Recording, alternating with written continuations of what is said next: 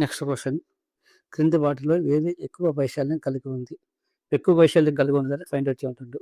First one, √7 సెంటీమీటర్ల వ్యాసార్థం కలిగిన వృత్తం యొక్క వైశాల్యం. √7 సెంటీమీటర్స్. ఫస్ట్ వన్ వచ్చేసి ఏముందంటే R =√7 అన్నట్టు. వృత్తం యొక్క వైశాల్యం అంటే ఫార్ములా వచ్చేసి 5r² అవుతుంది. 5r².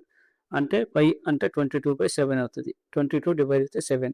r² అంటే ఇక్కడ దాన్ని మనం √7 హోల్ స్క్వేర్ అని రాసుకోవచ్చు. సో ఇక్కడ హోల్ స్క్వేర్కి రూట్కి క్యాన్సిల్ అవుతుంది.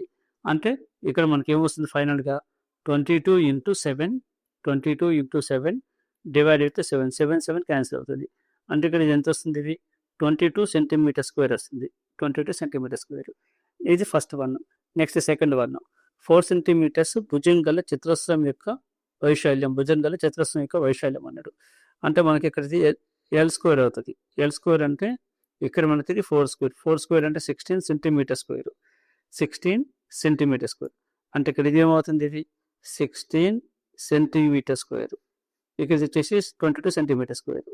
నెక్స్ట్ 8 సెంటీమీటర్ భుజం గల సమబాహు త్రిభుజం. సమబాహు త్రిభుజం అన్నాడు. సమబాహు త్రిభుజం. సమబాహు త్రిభుజం అంటే మనకు వచ్చేసి అన్ని సైడ్స్ ఆల్ సైడ్స్ ఈక్వల్గా ఉంటాయి.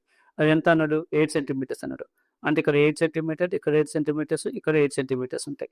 సో త్రిభుజాలకు సంబంధించి ఏరియా ఫార్ములా వచ్చేసి base into height divide with 2. Base into height divide with 2 ఉంటుంది. ఇక్కడ మనకి బేస్ అంటే 8 ఉంది. ఇక్కడ మనకి హైట్ ఫైండ్ అవుట్ చేయాలి.